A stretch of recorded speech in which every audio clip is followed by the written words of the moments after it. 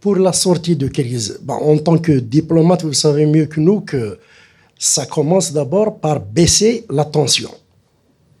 Quand on veut sortir d'une crise, on commence d'abord par tout faire pour baisser la tension. Ce qui ne veut pas dire baisser sa culotte. Non.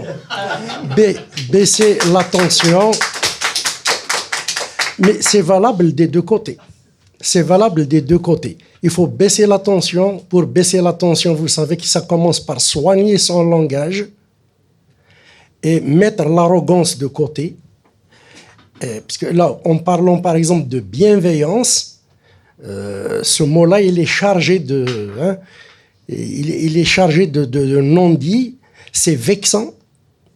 C'est comme si la bienveillance était dans un seul sens.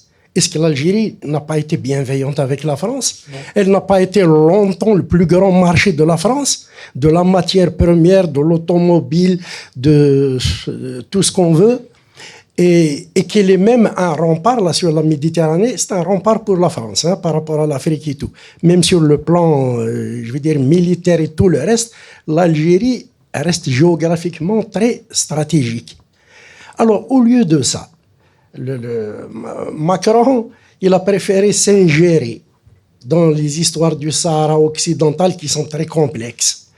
Et conséquence immédiate, vous l'avez dit, il passe du côté marocain pour investir au Maroc et tout. La conséquence, l'Algérie passe du côté de l'Italie. Est-ce que...